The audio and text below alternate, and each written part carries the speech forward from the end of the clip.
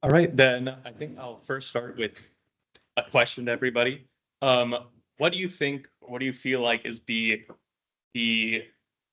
um, minimum, the recommended system requirements to process slash edit a 4K of like a 4K image or video? Anyone want to take a shot at it? Like processor, graphics card, RAM, what?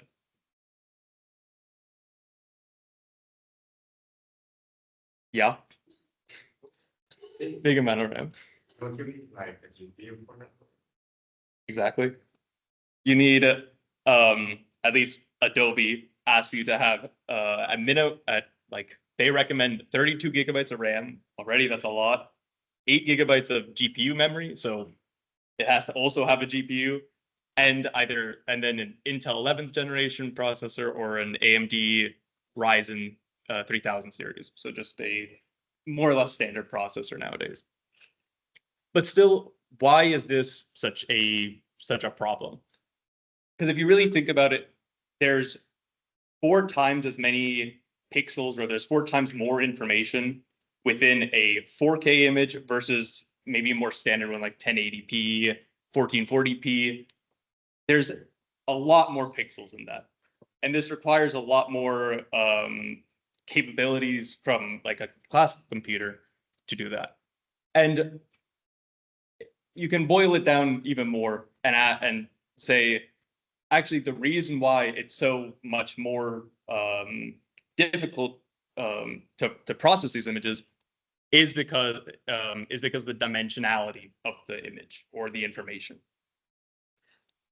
And so real world data or any kind of real world data is already high dimensional. If you have a LiDAR point cloud, if the image, any kinds of images, stock market data, you have a lot of different features of those images, which is another word for the dimensions, which just means unique characteristics of the data. And the and high dimensionality means that those amount of features, the amount of unique characteristics is significantly larger than the number of samples. It also can be that it's just computationally challenging, or that the information itself is sparse, so that there's a lot of data points or a lot of different kinds of like zeros in your matrix, or that there's just there's just not a lot of information that you can take out of a piece of data. And so this kind of leads to what's known more as the curse of dimensionality. The curse is pretty much that the data, as you gain more dimensionality, your data becomes very sparse, and the correlation between different kinds of unique characteristics within our data loses all meaning. And another way is that if you train a model, then the model overfits what you're trying to solve, and you're never going to get to an actual solution. The kind of another, actually, and then on this image that you kind of see here,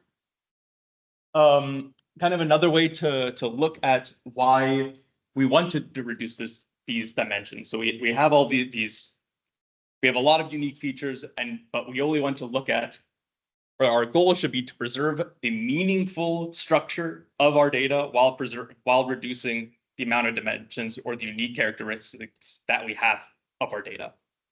And this means and this is more of an example here, but if you have a 3D point cloud, or you have you have some kind of data, depending on which direction you're looking at it, you're going to gain different information out of it.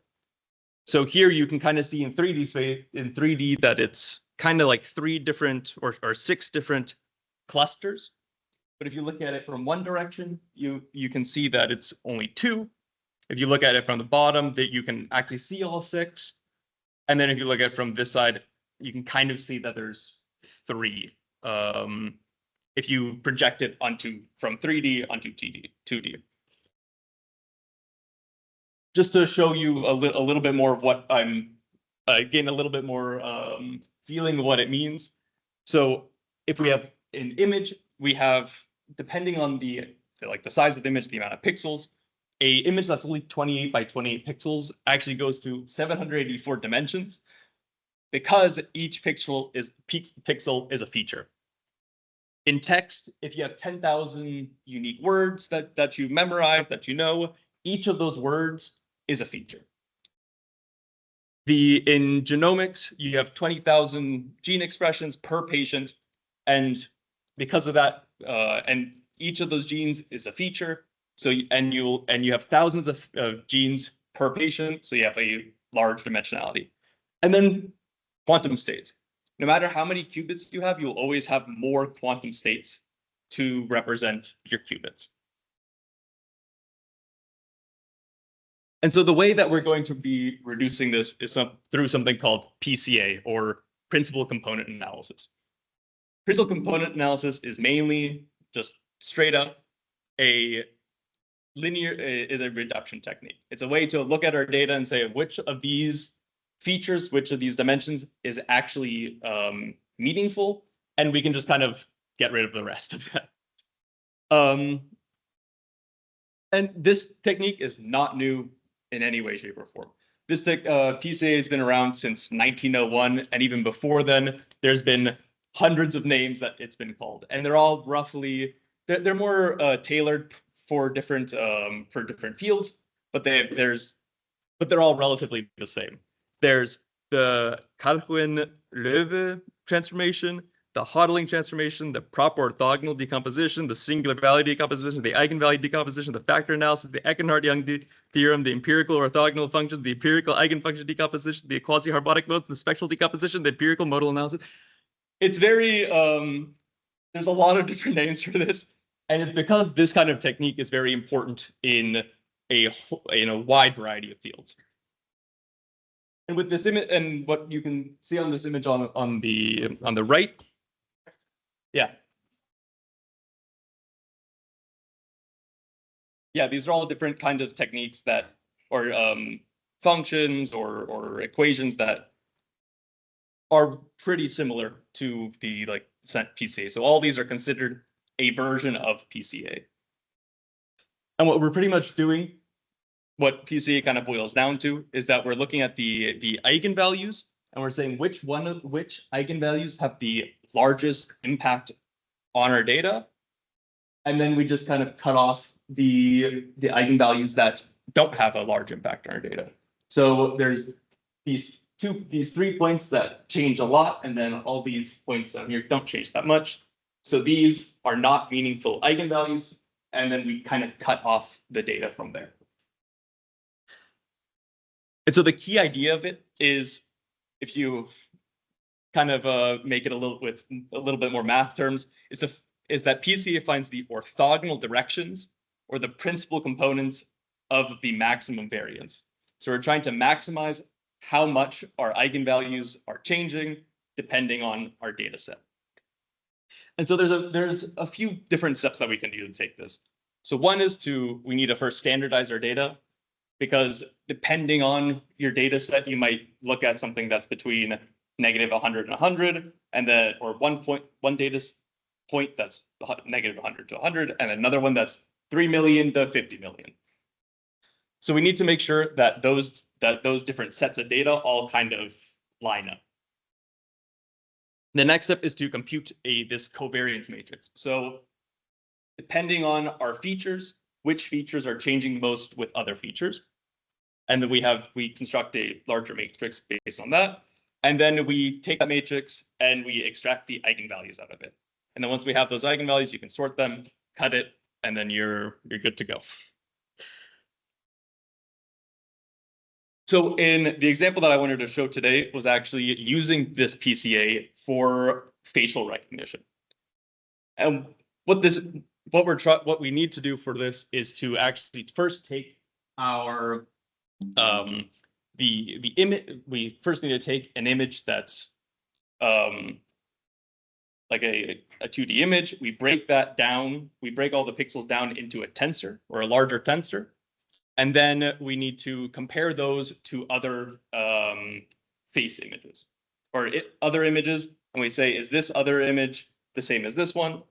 No or yes. And then we can kind of say that it's recognized or it's not a recognized image or face. And so the first step is to kind of standardize this set.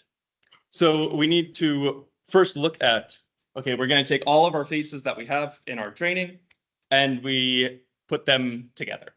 We say, okay, what is the average face? So that we can subtract that average face from all the other faces, and that standardizes our data, or the tensors of all the faces. And so that we are pretty much comparing apples to apples and not apples to oranges. So when I run this, I actually get a very scary face like that. And we can then use this face to subtract from all the other faces or to get within the same range of everything. The next step is to calculate the covariance matrix. And so the covariance matrix is very, for our purposes, is very easy. You take it measures the joint variability of two variables. So we have two different features within our data set, and we say that how much is one feature changing based on the other one. We take the covariance between two different data points or two different data points. We take the expectation value of our two, and then there's the one set minus the expectation of the same set multiplied by the other data minus the expectation value of that one. We're just gonna brush over this mainly because that in NumPy they have a very nice function for this, and it's just numpy.cov. And by doing that, we can just get a very nice we can just get the covariance matrix straight from our data sets. Then just to show you, this array on the side here is actually one of the images, or is the kind of the tensor of one of the images that we have. And so we have values from 0. So we have 16,000 data points or dimensions. And then each of those data points is some whole number based on from 0 to 255, so from white to black. And then we can reconstruct those. Oh, then we run this. We can just use NumPy again to get the eigenvalues out of them. And then we can reconstruct the vectors or the top two eigenvectors to get this face on the side here. So these are just the top two eigenvectors. So we take, okay, which two eigenvectors are changing the most based on all the others. And you can kind of see it. I don't know if you can actually see that here, but there's like this kind of outline of white around the average face that we showed before.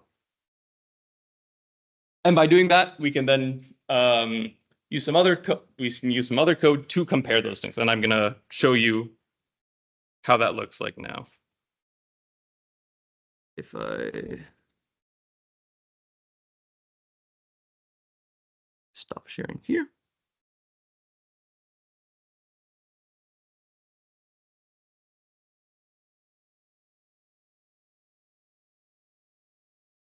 Okay. Oops.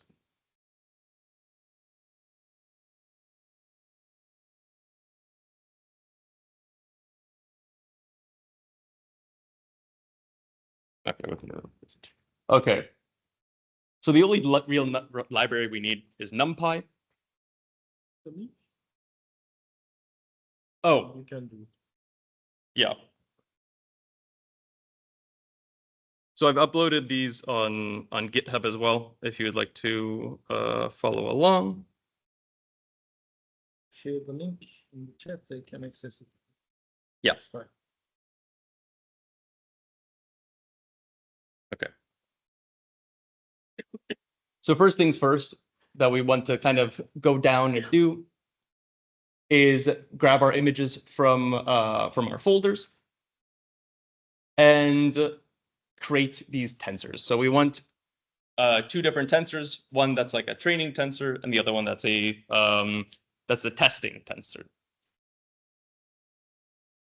So we split our data set into two, where we have a smaller, we have one data set that has some of the images and then a testing one to compare those images to. So to say, oh, is this image the same as this one, or is this one the same as the other one?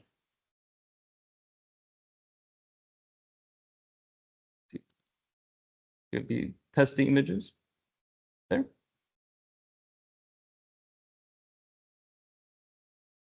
So I have two different data sets in this, one that's a little bit smaller, another one that's 160, and the other one's 40 faces.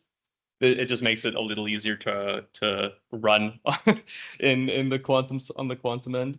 But so I'm using a smaller data set here. And we see this is the average face that we wanted. So we add up all of our faces, and then we just divide it based on the size of our data set, and we can kind of see that there's the average pixel, or we'll get the average darkness per pixel, and that kind of makes the average face of our entire data set.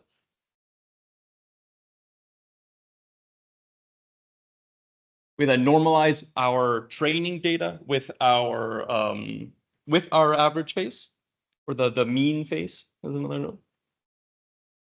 And then we calculate the covariance matrix just with the normal NumPy NumPy function, and we get kind of wanted to show this, but I don't think there's very much here. There's just so each of these points is another line on the image itself. So each of these values is a value of our pixel, of one of the pixels that we have. We can then as well just use NumPy to gain the eigenvalues out of it, or to take out the eigenvalues, and we should have an eigenvalue and an eigenvector for each of our faces. So in this case, there's 25 images or 25 faces, and we can get 25 eigenvectors out of them.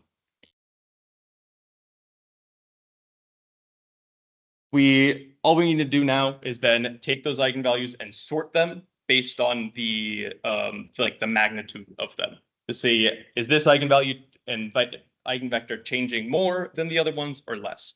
And we're just going to sort them by the largest to the smallest one. From here, we're going to graph a little bit, and we're going to calculate the variational, the proportional variance, the cumulative proportional variance, and the components. So based on the eigenvalues that we have the 25 principal components, which are our eigenvectors, and then the variance for each of those eigenvectors. And this just shows that we're sorting those the eigenvectors based on how much they're changing. And so as we get up to here, it kind of tapers off towards towards the 100% variance.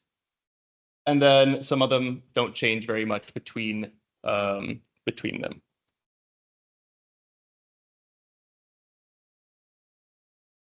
I'm going to scroll down a little bit.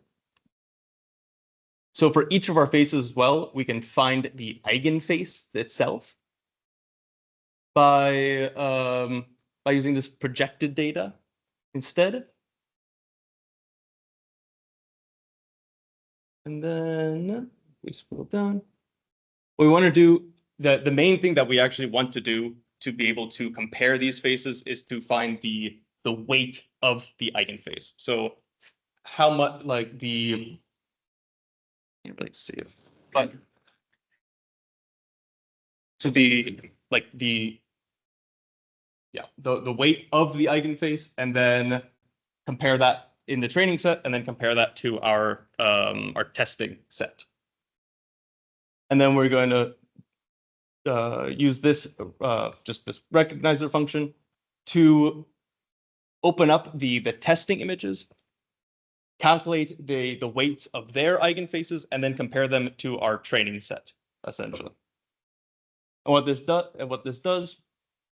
the main thing is that we want to look for if the norms,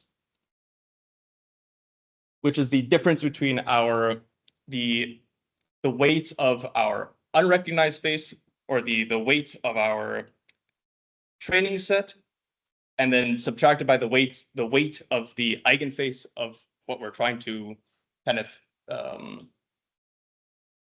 by the eigenface of the face that we're looking at. So one of the faces within our testing set of our testing file images, which one of those has the smallest difference between, or which one of our testing faces or testing eigenface weights has the smallest difference to our training weights. It's a little interesting to explain, but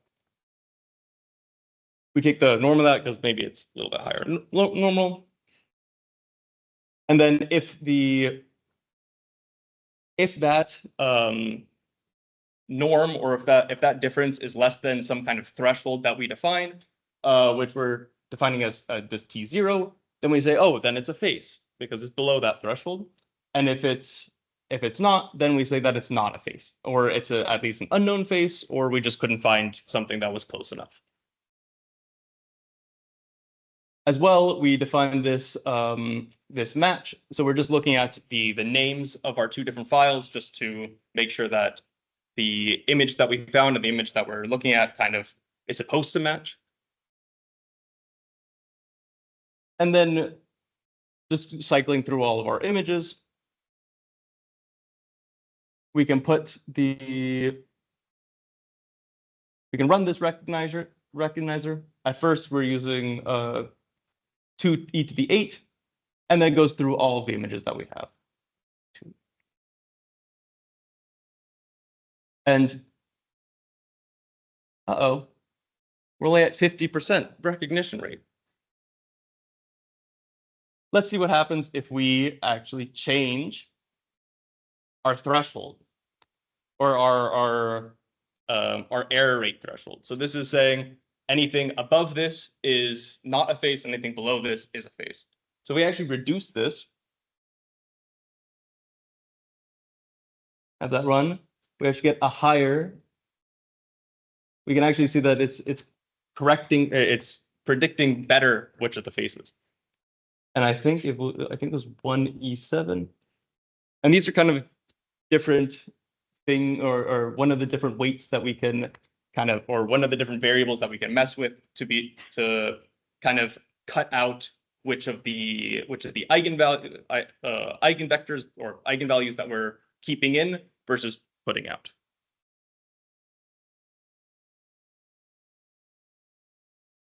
So this was I ran this before, but we're just looking at, okay, these faces. We recognize that there are some faces from our training and testing set that there's no difference between them. So we say that those pass. And then depending on how the distance between or like the weight distance between our two different images, we can kind of sort those into either a false recognition rate. So we recognize that it's a face, but it's not the correct face. So that's an error. Or it's an unknown face, so we don't recognize that it's a face at all. And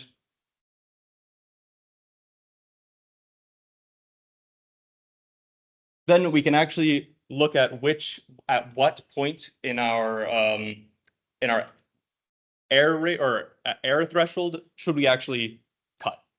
So if we just cycle through 0 to 2E8 and 50 different steps, we actually see that depending on our error threshold, we can actually get a higher recognition rate. So right now it's actually 0.8. And then you see as we increase the error threshold, it actually reduces our accuracy. We can then also plot that. And we can see that depending on the threshold that we have of our error rate, we're actually going to probably increase our FMR. So this is the false match rate, and then the FNMR is the false not match rate. So we can see kind of like around here in between is that 0.1 to 0.5 E8, we get the highest correct or the correct the highest matching rate essentially. We can also then I'm just going through this code part really fast. We can actually compare the face that it was using to the face that it matched to or that it didn't match to. So this is one of the faces, and you can see that it matched and it marked that it matched. It couldn't find a match for this face. This face was matched to itself successfully. I think these are slightly different. These got matched correctly. The false match rate, so these two are not the same face. And you kind of just keep going. This is matched. So there's still a little bit of error between what it matched to and what it's supposed to and what it's supposed to match to. But if it didn't find the face, so like this, false match rate or false matched, and it goes through all 40 images and just tries to see which images are close together. So I'm gonna actually, before I change gears, is there any questions? I know some of the explanations are a little interesting for this part. Online as well. You used only 25, or what was it, 25 components? Or that was just an example. 25. That one of the plots, you have 25 principal components or step. So yeah, so what we're doing is we're or for this example, I was using it for the training set. So which images that I want to select. I select the 25 out of the 40 images, I believe, is in this data set, or 45. I select only a smaller training set than testing, mainly to show that some images can be mapped, like images won't be mapped to a face that doesn't exist, or if it like this. So this image is in one training set, but not in the other one. And so it didn't get matched to anything. So the images on this side are actually the testing ones, or are the entire data set, and these ones are the training set. So that's why it's only 25. But we have a principal component per image, essentially, because what we're doing is we're trying to match image to image by looking at like the total pixels, roughly. Anything that needs to be clarified or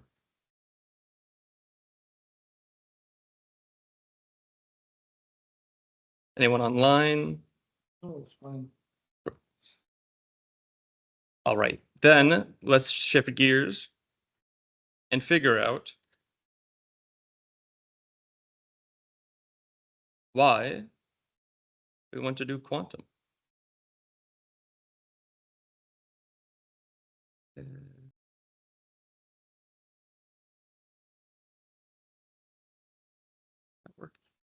Okay.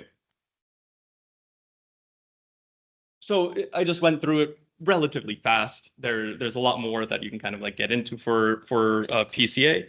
It's not super used nowadays as much as you'd think. There's a lot better machine learning techniques out there, with actually training weights and actually figuring out what some other things. But PCA in generally is actually relatively computationally intensive compared to other methods. It's so the big O the big O complexity is mn squared, and so the number of features multiplied the number of samples squared is going to be the time complexity that we have for it. And so you can kind of roughly reduce that down to x squared, or time complexity x squared. So the the more samples that you have, the longer it's going to take. Well, now if we look at quantum PCA, quantum principal component analysis takes is actually a lower, or the complexity for that is significantly lower than the classical version, even though the classical version is very fast already. Depending on your data set, maybe you get to 1,000 images and then it starts being a little bit slow. But for like 50, 100, 200 images, it's relatively fast. Or 200 features. But quantum PCA is actually in polylog MN, and which is a little bit less than x squared still. Where it's not super flat, but it's still relatively fast. So how do we really look at what does quantum PCA really compose of? Maybe you think of, maybe the first thing that comes to mind is, oh, actually we can, the eigenvalues that we need to solve for, those can be kind of put into quantum. And you would definitely be right. The quantum phase estimation, we already have a way to take out the eigenvalues, get the eigenvectors, and kind of reconstruct those things. And quantum phase estimation is, depending on the size, significantly faster than classical methods. So we have some unitary gates at the bottom that apply a exponential 2 pi I theta, which is our phase. And then we use the inverse Fourier transform to get a bit string that corresponds to the accumulated phase, which we can then use in order to get the eigenvalues and then compute the eigenvectors. The issue with this is that we actually need to start with some kind of guess of our eigenvector or our eigenvalues. Or of our, eigenvectors and eigenvalues there. So we have to first initialize it, and then we can apply quantum phase estimation, which if you have a super large data set, you don't really want to do because you need to then calculate the eigenvector anyway, apply the eigenvector, and then run it to get more eigenvectors. Didn't really sit right, especially with Lloyd, Mosseni, and Rebenthrust, which first in 2013, 2014, first came up with a new way of applying quantum quantum phase estimation for PCA. So instead of with our unitary gate, instead of using a phase, what we're actually going to apply is a density matrix. And so we substitute all the unitary gates on the bottom and replace that with the unitary gate of E negative I rho T, where rho is our density matrix. And what this allows us to do is to extract the eigenvalues without actually having to have an initial guess at the beginning. So we don't need to initialize a state. We can have just state 0 and put through and get our eigenvalues in the end. So the first thing, so the kind of the steps that we need to apply in general is to first encode our data into density matrix, apply QPE, and insert our density matrix into the unitary gate, and then sample to gain the principal components or the eigenvectors. Then you can use them for post-processing and get the eigenvalues. Any questions on that? I think I saw a few faces that were a little confused. I don't think I have enough time to go really into the math that much, but yeah. But comparing to the QPE, you need to have some kind of initial guess, and you need to have some initial guess before you apply this, because you're not changing this circuit too much based on your based on your initial state, essentially. So if you have some data, you can't really embed it as easily as you think you would. With PCA is just a kind of a modification to QPE, if you want to think of it like that. So going into a little bit more detail of how pretty much I did it on, or how I applied this into a notebook, was first we turn each of our images into a tensor. Then we take those tensors and we bundle them together into a covariance matrix to find the variance between two different images. So like how different are two of the images that we're looking at. We then define the number of qubits required, because depending on, in at least what I applied, I'm sure there's way better methods, but the amount of quantum states that we have has to be greater than the number of images that we have, because each of the images are going to be kind of associated with one of the quantum states that we're using. So if we have 25 if we have 30 images, we need a 2 to the we need 32, or the 32 quantum states. So we need more quantum states than number of images, essentially. We then convert our covariance matrix to a density matrix just by dividing by the trace of itself. So at that point, we have some density matrix and we just load it into the computer. That's, if you know, putting a large matrix into an exponential is very, very computationally intensive for any computer. So we're applying some tricks in order to make that less computationally intensive. And so the first thing we actually do is convert our density matrix into Pauli operators. And so this is a string of III, or this is additions of i's, x's, and z's, kind of added together. And then we're gonna apply that to our exponential. So this string of Paulis in our exponential, it's still a little bit computationally intensive. So what we're gonna do is we're going to trotterize it. And that means to take this an exponential raised to the ABC, or A plus B plus C. Those are all matrices, some 3 values that are added together. We can then separate that and calculate separate exponentials. And this actually also does reduce the computational intensivity of the task. Because when I tried to run this without doing, with just the density matrix, it took hours to actually run. Then we apply QFT and we play along business as usual. We have inverse QFT and extract the phase of the circuit that our row is applying to it. And then we can kind of post-process the eigenvectors from there. So let me show you how this is kind of done.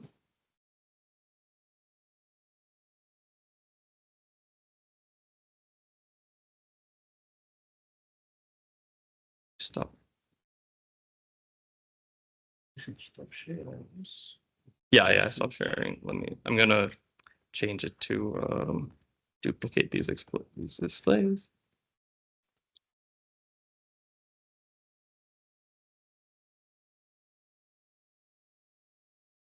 Okay.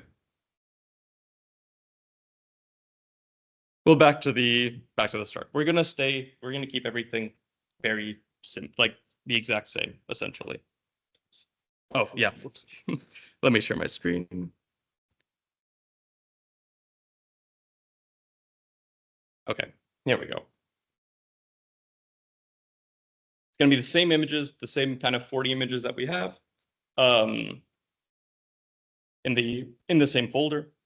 We're gonna create the tensors of those images by just image.open, and then if we convert that to L, which means grayscale, we get some kind of grayscale. We get our image, and then we can resize that so that all of the images are roughly the same size.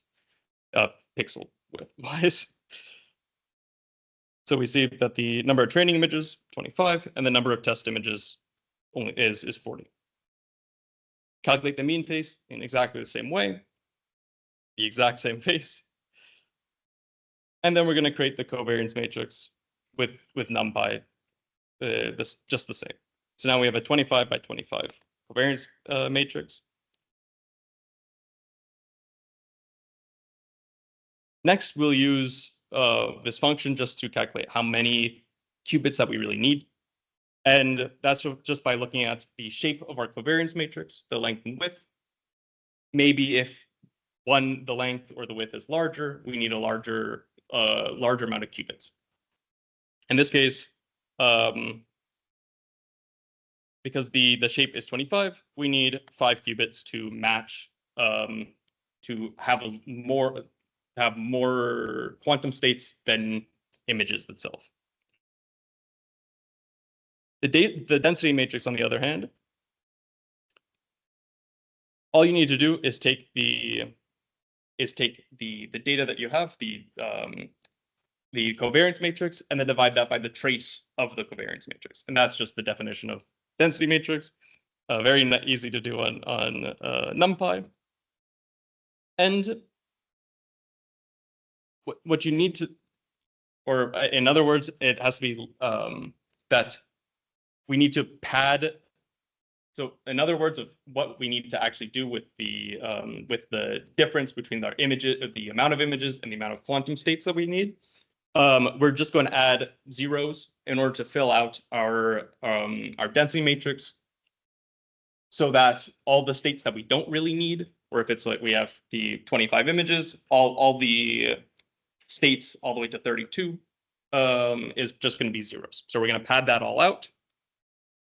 And now we have a 32 by 32, which just the last few quantum states at the end, or rows and columns at the end, have zeros in them.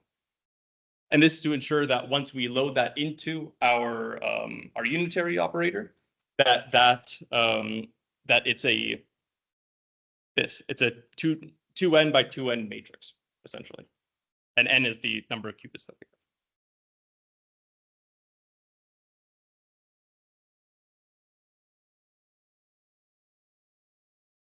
So at this point, this is where we get into the more quantum computing side. So we have the number of qubits the number of phase qubits and the number of data qubits or data registries. That we're just calling those here. And on one side, we're going to apply the inverse quantum Fourier transform, and the other side is going to be our unitary matrices, or the unitary matrices. So what would be? We define the circuit. We have a 5 plus 5. Oops. We have a 5 by 5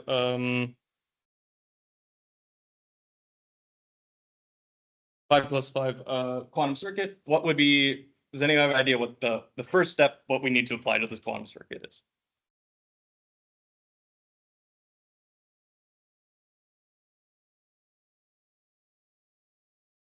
Would be the first gates that we need? It's other one. Yeah, it's the how to.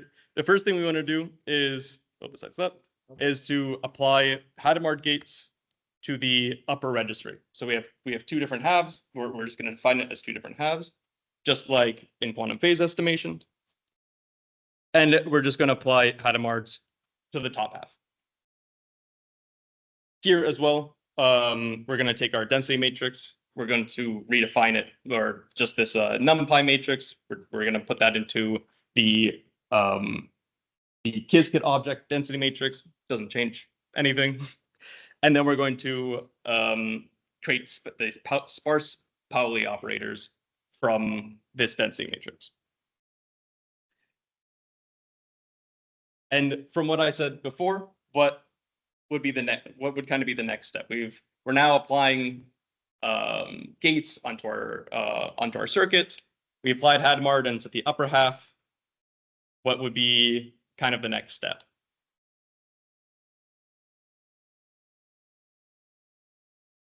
No, there's another step before there.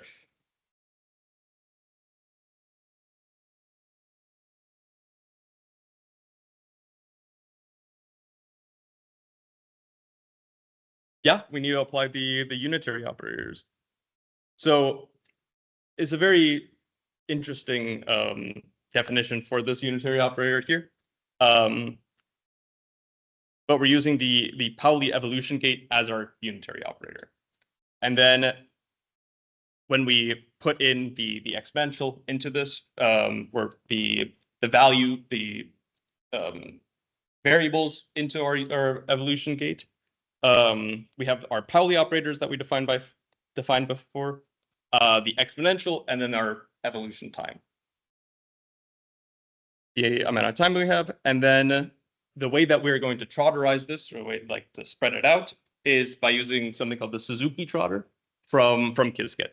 And this order is kind of like simplifying it or writing it out as it is. So it's order 1, 2. It can go up really high, but everyone only, apparently people only use 1 or 2. And we kind of want it a little bit, maybe a better representation of it. So we're going to use, so I've used order 2. Order 1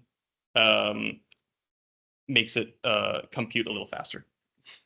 But because we're using a smaller amount of images, we can use order 2. We then define it as a control gate with 1 control, and then that will automatically place it onto all the other qubits when we append it into this into our circuit. And now we're going to apply the inverse Fourier transform. It's just with any other thing, we're going to pull that QFT from Qiskit itself, and it's going to be placed on our top half of the registry. So we have our Hadamard gate at the top, our unitary gates that are kind of simplified at the bottom registry, that are controlled by that have controls at the top, and then we have our inverse Fourier transform. And so as a note here, there's a few different ways to kind of run this. You can either get the counts, or you can extract the state vector. It was just a little easier for me in this case to run it to extract the state vector and then get the phase out of there. But there's other ways where you can get the counts and then use the counts to extract the phase from there. And then because we're using the state vector, we can just do a little bit of post processing. We take the state vector, we figure out, and then we can estimate the eigenvalue first. So we're going to take out the phase.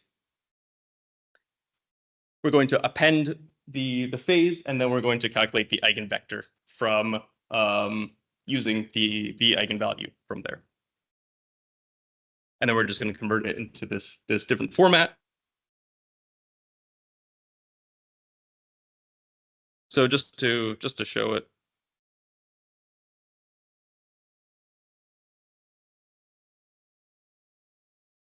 It takes a few minutes to calculate.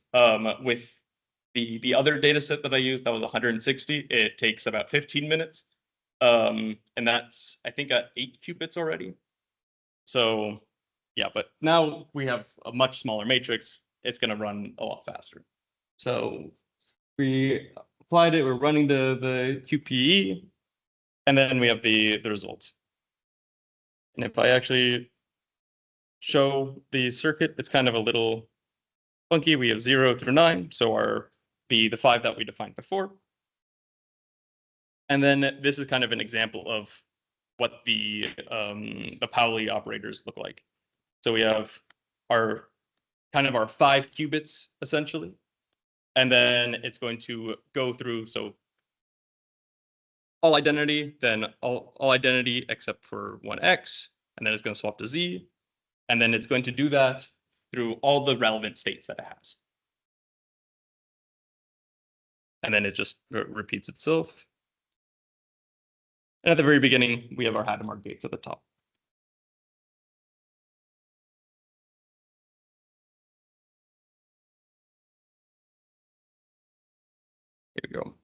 Then all we're going to do is sort the eigenvalues by descending order, like we did in the classical version. And then we can show the cumulative variable sum. So it's a relatively similar graph. Actually, let me compared to what we had before. So if I go here,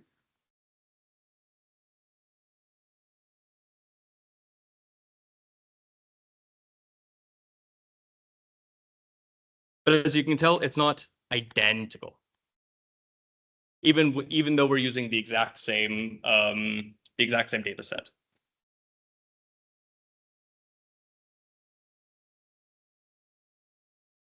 We then apply a little bit here. So we're going to take our the sorted eigenvectors, and we're going to kind of dot them together with the we're going to first transpose the sorted ones, and then we're going to dot them together with our transposed training vector. At this point, they're slightly different, and then from there we have something called the projected data. And from that projected data, we can then calculate the weights of our eigenfaces through there. I don't have them printed here, but these faces. Then this is the exact same recognizer function. There's no changes to this compared to the classical one. And we also get a lower amount. But if we go back here and set this to something like there, we get a higher value. We can visualize this one as well. Oh, sorry. I actually need to keep this at 2E8.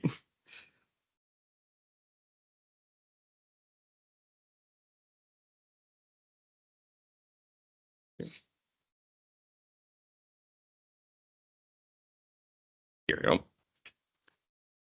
And we can see they're relatively this graph of the of kind of the distance per image, or the distance between different images, is roughly the same as our one here. It seems to actually be slightly better in this case. We can then comb through all the different values, or all the different thresholds, to figure out which value of our threshold would be the best for our system. And actually, we have one that's almost at 100%. At 39 out of 40 images, it can recognize. I mean, this doesn't mean that it's the quantum one's way better or anything, but it's still very, very nice to see. And then from that kind of combing through them, we can see that a lower threshold cutoff would actually be a better value, or would actually increase the amount of correct predictions that we can use. Actually, if we go back here, this line here is actually that empirical error threshold.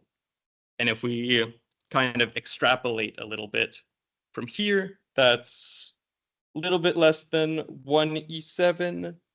We can actually read it from here. So roughly 4E6. Let's say it's kind of between here, so like 3E6. If we put 3E6 here instead. Oh, whoops, give me a second. Run this again first.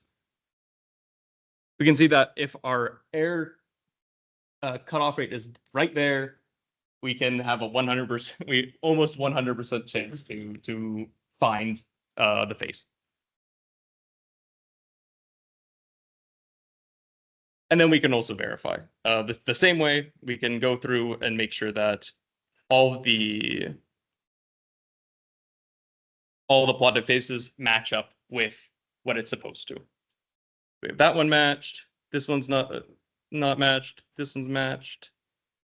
Matched. False matched. Matched. So yeah. And still got a little bit of time. And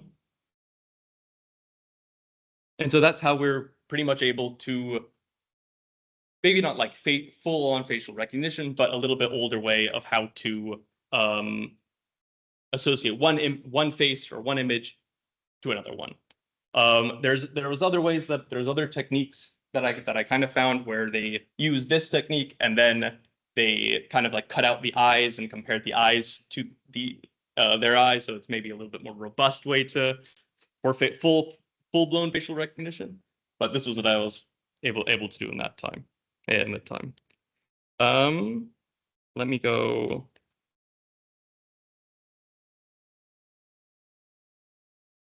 Yes. Okay.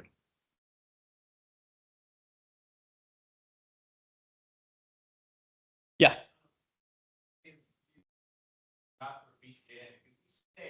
Why is there there was two what's? Like in the green graph, Yeah. it has two peaks.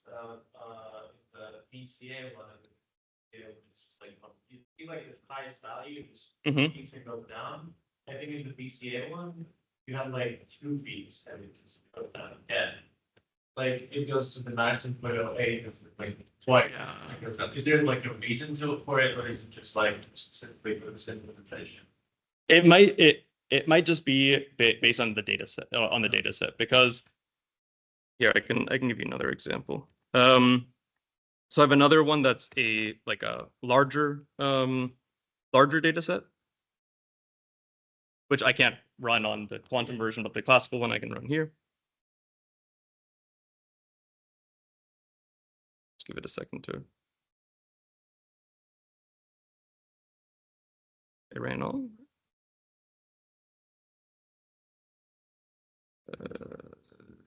It's supposed to open.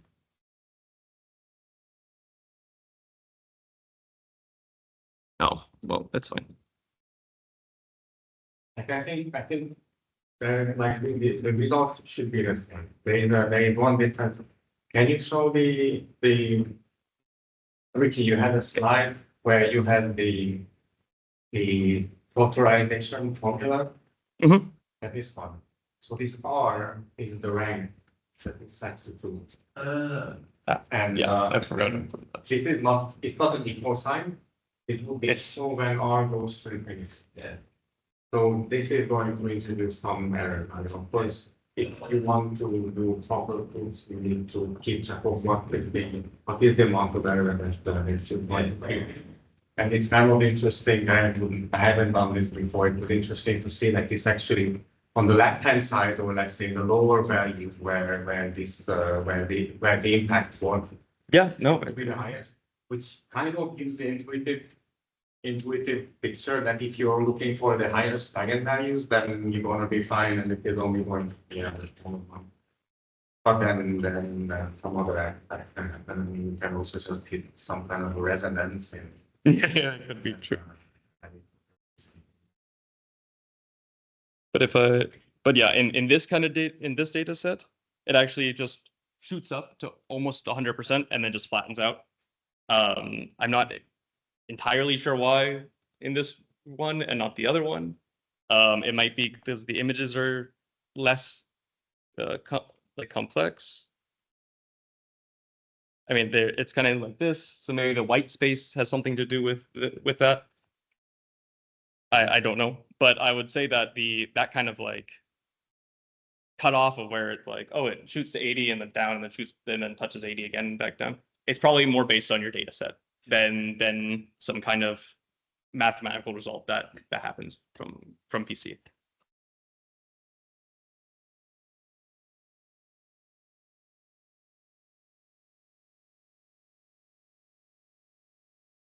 Mhm. Maybe like when we have the problem with the PCA in the philosophical candidate and local, then you might get something out and then not able to, go for the global one. So if QPC had the same problem, or you think it's actually solving that problem too, that even if for the, local minimum, it's actually figure out, okay, but that's not actually the minimum, or to go around. Yeah. Mm. Again, I think it's not so much looking at a like a error landscape more than how many, because if when I was testing it, if you had roughly the same size of the same amount of training images and testing images, the um not the error rate would be like significantly lower. So you get like 38 out of 40 or like 390 out of 400 images that I could map to. And then based on if it was like a smaller data set or there was a smaller testing and and a larger or smaller training and a larger testing, technically then it would be like, oh, the error rate's a little bit higher. But if you looked at just which image it did, each of these images get mapped to the correct image, then it was okay. I it would be hard for me to say that it's some kind of landscape of trying to get into a local minimum because we're not optimizing really anything. We're just seeing which of our eigenvalues have the largest impact on our data set. And so that, like, maybe you can kind of optimize at which point you kind of, or which eigenvalues you keep versus like not look at, and which like maybe if you cut like a little bit higher here, then it would be a little bit better. And maybe you can get some kind of landscape based on that, but I would be hard pressed to say that would be 100% correct.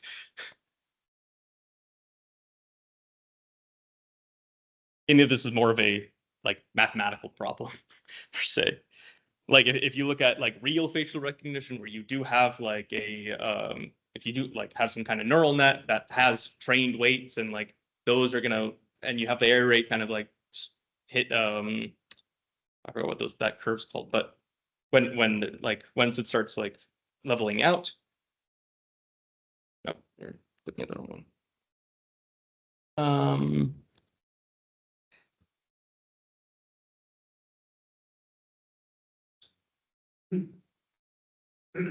We still have 15 minutes long. Yeah, go ahead. I mean, the last thing let me just say the last thing I wanted to say.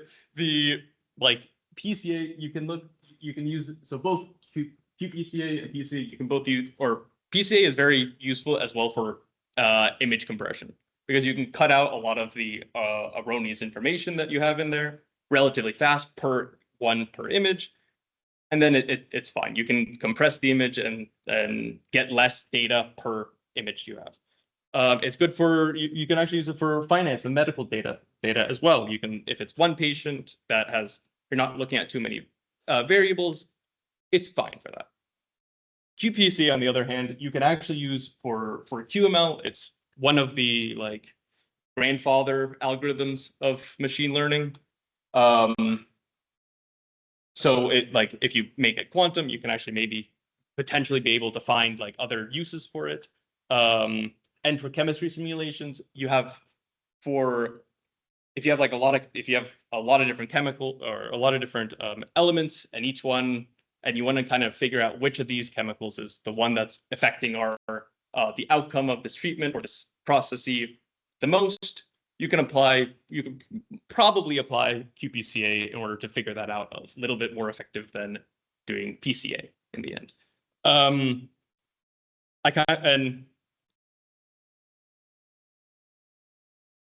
kind of got inspired to present this, or to kind of put together this notebook and this presentation from this paper that is also on the adequate course. So if you finish the QML one, or if you finish the QML chapter, at the very end there was a paper explaining facial recognition using QPCA, and yeah, and that was the paper there. So the questions that we had. I have some basic questions. So the original paper, which is the Lloyd paper, they exponentiate the actual density operator. So like you have like n copies of the density operator. Yeah. And this is not the same scheme. So what is the not exactly. What is the motivation for making the change? And And because my computer couldn't run it.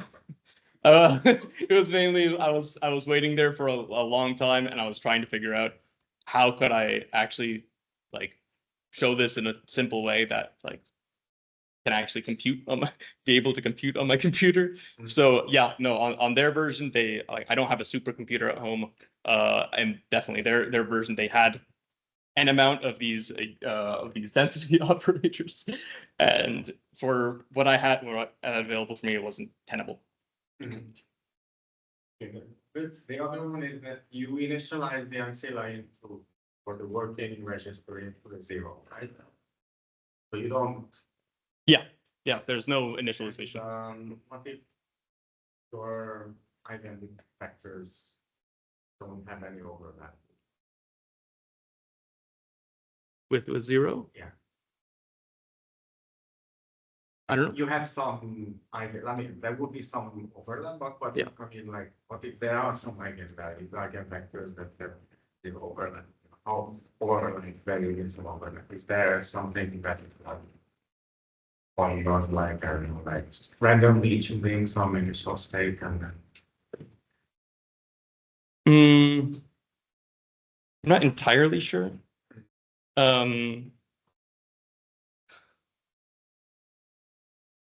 It's a bit reminiscent to these power methods for addition operators, like you Mhm. basically pick a random vector and then you just. Yeah, then you just let it go.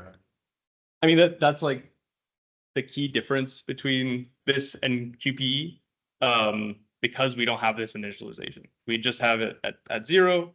We apply some phase to it and then just let it run. So if it was close, we might be able to see that in the data in post processing, be like, okay, like these values are super high or these values are all over the place. I mean, one thing that I kind of ran into was this, where I had these values where at one point it was like, okay, like, oh, we're still calculating, and then it would just stick at one value of like 156 out of 165. And then really, no matter what I did, it really wouldn't change. And that could be because the eigenvectors at the end were pretty close to 0. And that could be because in the data set, there's a lot of white space. And like from here as well, everything's at 0, which doesn't really make any sense. And so, yeah, I would say that the data set is the most likely culprit of why something like that would happen, rather than, okay, yeah, this technique is not meant for this or something. It's most like the data set.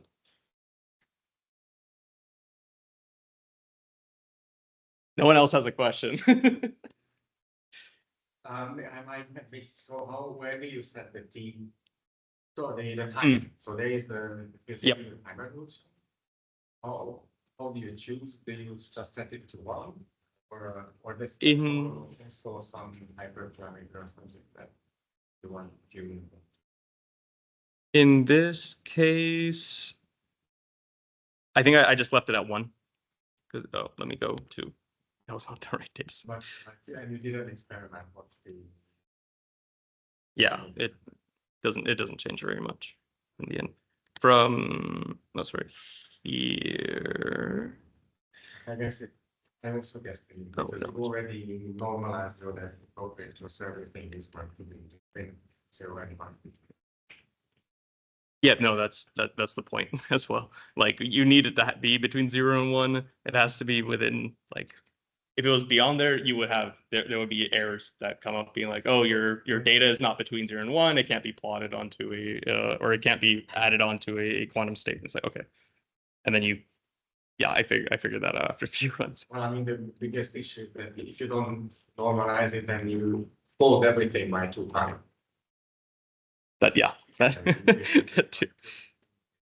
So yeah, this evolution time. Yeah, for here, the time and evolution time, I just have that at 1. And so it's mainly the Pauli operator that we have times I times the exponents of 2 to the qubit. And so we're applying the evolution gate like the n times still. When we plot it, it's like one really big box, but I can guarantee you it's separate. Or I can assure you it's separate. Yeah.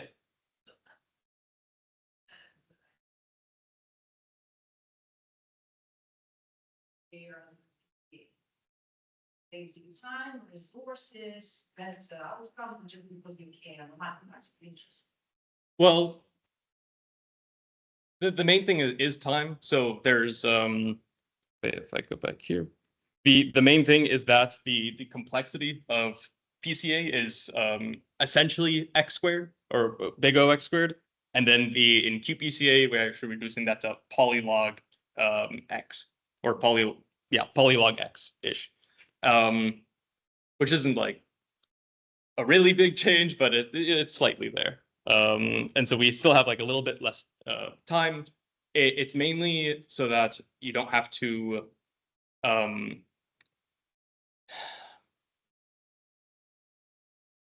it's like once you get up to a certain amount of features and a certain amount of like images, the amount of time that the PCA is going to take is significantly larger. And then if you're able to just, as long as you're able to create this like covariance matrix easy enough, no matter what the size of images are, if you're able to just get the eigenvalues through there from quantum, you're gold.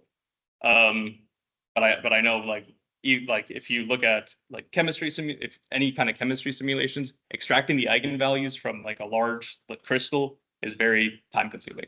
And if you're able to do that just by, with quantum phase estimation, it makes your life a lot easier. But also it's kind of mathematically kind of cool, and trying to simplify it onto another system, which was the funnest part for me, at least. So thanks.